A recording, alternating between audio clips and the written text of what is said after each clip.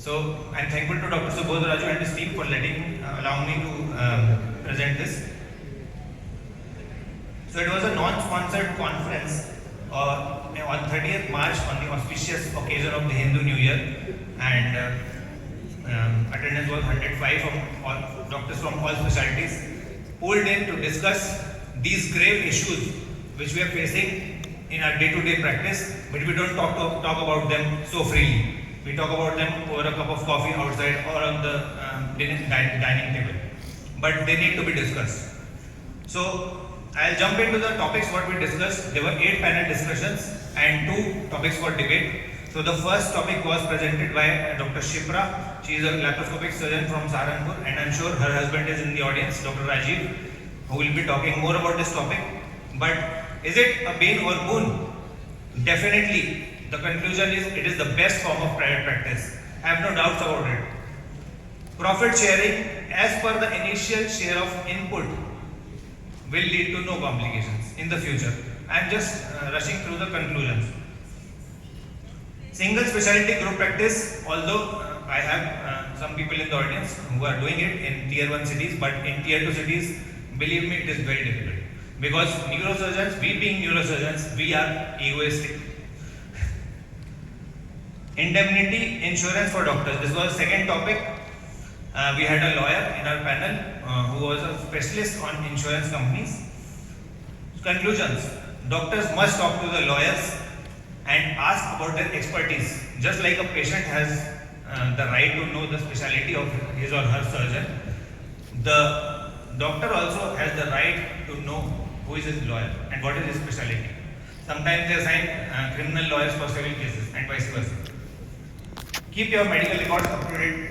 I think that has been discussed all the way with video counseling. One must not overpay the insurance company and take a basic package. Will you give me? The courts are nowadays in favor of the doctors. The amount of penalty which can be applied to a doctor, it will be based on the amount you have charged from the patient, and they cannot be worth in crores. So stop taking packages worth crores. They are of no use.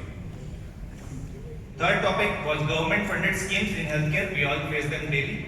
Is the implementation correct? Of course, we know that the implementation cannot be correct, although their ideology must be good. Doctors have no special protection during cases of ECHS, Ayushman or CGHS, though they are being paid very less. Everyone, even if he is driving a Toyota Fortuner, he is availing schemes from Ayushman. Is that correct? No, I don't think so. Government is not making financial brackets. Private insurance companies are copying inadequate packages of these schemes and throwing it onto us. Do these surgeries in these minimal packages. That's not correct. Over-inflated bills which are not being cleared by the insurance company, we all know this. Patients feel entitled and think that the hospital is their bedroom. They lie there all the time without any cause or concern. So my message to you all private practitioners, the best in the world, if you are good at something, never do it for free.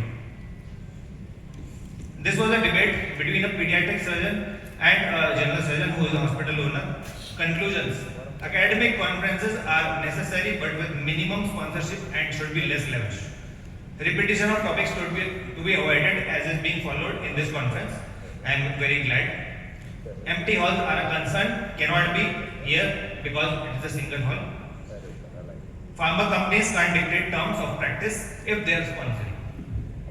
Let it be very clear to them and make a bold statement to them on their face. Don't be afraid, please. Clinical Establishment Act, is it ignoring the ground realities? Yes, it is. It is blindly copied from the Western countries. Bureaucracy makes us busy with unnecessary paperwork. The IMA or the Hospital Board of India should hire a lawyer before an act is passed and not cry over spilled milk. This topic is very close to my heart. I wanted a session, but I think due to lack of time, this was not allowed. So this gentleman is an ophthalmologist in the US who makes only satirical videos about the US healthcare. Please play the video. Wow. I I need to speak to the surgeon immediately. He's right in the middle of surgery. Who's calling? It's the Supreme Lord of Surgery. He's won the world's greatest surgeon. Nurse, who is it? It's the Supreme Lord of Surgery. Apparently you've won some kind of award. You know, it's about time. Good morning, this is United Healthcare. This is the biggest insurance company in Just want to let you know we're denying your request for post-op admission. For which patient? The one you're currently operating on, of course. You've already approved it. Yes, that was a mistake. One of our human employees decided to be a hero. So they are denying approval for a patient you are currently operating on. This is what is happening in the US. They are middlemen starting to dictate terms. Let me not mince words about it. Creating breach of trust between doctors and patients. And they are the root cause of inflation in healthcare.